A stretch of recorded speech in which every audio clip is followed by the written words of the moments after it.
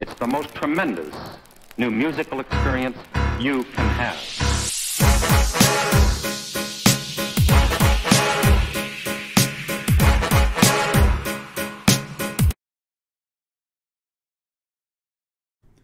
Hey, what's up, y'all? It's Logan, and I'm here bringing y'all this review to this newest Lil Uzi project, Eternal to Take Deluxe Edition, which had 14 extra tracks placed onto the beginning of it, and he called that Lil Uzi Vert vs. the World 2. Now, again, this is the follow-up, obviously, to Lil Uzi Vert vs. the World 1, which came out in 2016. Again, this is only 14 tracks long. It comes out to about 40-ish minutes long, and it's just... Like I said, I love the fact that Uzi's releasing. I love the fact that he hit us with Eternal to Take out of the blue last week, and then he announced this one. He actually said this one would be coming out. It came out in the morning of Friday, not at 12 a.m., but the same as Eternal to Take, around 8 a.m., something like that. And I was very much excited for this one as well. This very much does have a similar vibe to Lil Uzi Vert vs. the World 1. Just in the fact that he has more singing on it. That one actually has the most singing of any Uzi album. And that's compared to Eternal to Take, which again is on the back half of this, which had the least singing of any Uzi album. And I do love the singing that Uzi gives. I like singing Uzi way more than I like rapping Uzi. And despite the fact of that, Eternal to Take is up there for one of his best albums released. But enough about that. We'll talk about this one. This one actually has features on it, unlike Eternal to Take, which only had Sid on one of the songs. This one has Chief Keef on the song Bean, Kobe. Again, you know, just shout out to Kobe Bryant, rest in peace. And Chief Keef definitely performs well on here. It's interesting to see him doing stuff in 2020, considering when he was famous and when he did blow up. He's not that same artist anymore, but again, nothing to complain about. Very enjoyable. What's Up has Future on it, and Future performs very well. Not enough to stand out. I won't say like, you know, oh my god, that Future verse, but still very good performance here, and enjoyable. Strawberry Peels has Young Thug and Gunna, and Young Thug was one of my favorite features on here. I very much enjoyed his feature, even though he says Strawberry Peels over and over and over. Very much enjoyable there. And then Gunna on that song also. Gunna doesn't stand out too much, but still solid performance. The song No Auto has Lil Durk on it, and I enjoyed that, although I think Lil Durk could have given us a little bit more. You know, just nothing special there by him. Nothing special at all. His sound gets a little bit annoying as he's going, but overall, didn't ruin the song by any means. Just not one of the better features and not one of the better songs on here. And then Young Nutty and, let's see, he was on Money Spread. Again, nothing to make that song stand out anymore, but it's not a bad song. Young Thug on Got the Guap. Not as good, in my opinion, as he was on Strawberry Peels, but still, it's Thugger. You gotta love him. And then, oh god, to ruin it all on the last track, Leaders has Nav on it. And you know how he is. Can't stand him. Can't stand his music. Although he doesn't completely ruin it. I'm not gonna say he ruins the album or anything. It's just that he's not good. He's not good. But... a lot of features on here, again, compared to EA, which only had one feature, and that was a singer. Very good to see, especially on a trap album where you just come to expect that. But overall, this is giving us more Uzi, more fun Uzi. I love the fact that Uzi is giving us stuff that can hold us over until we get out of this quarantined apocalypse. He has really given us a lot of positivity throughout this year so far, and I very much enjoyed this one. Oh, I also forgot. It's not listed, but Yes Sirski, that has 21 Savage on it. Forgot about that, but very good feature there, and 21 stood out. I just noticed that. Anyways, yeah, I enjoyed this project. Is it as good as EA?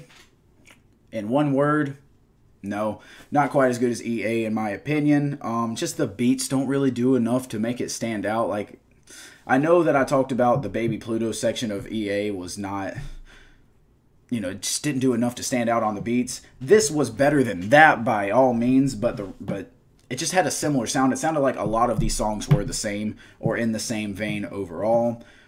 Some parts did stick out, yes. I very much enjoyed Yes Sirski. Myron was a good song as an intro track. But specifically, I love the track Trap This Way, or, yeah, Trap This Way, This Way. That's a very good track. Probably stood out the most to me. Some very good production on that one and some very good rapping by Uzi.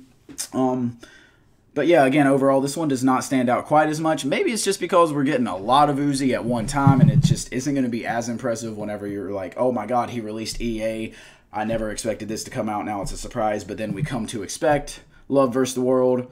And especially it coming out 1 week later, you're like, okay, let's see if he can follow this up. Let's see if he can top it. And it's just not going to be able to because there's not the same hype behind it and it's not fulfilling the same hype. Maybe that's what it is. All I can say is that I did not get as much enjoyment out of this one. And when I go to a Lil Uzi album, I am going strictly for enjoyment.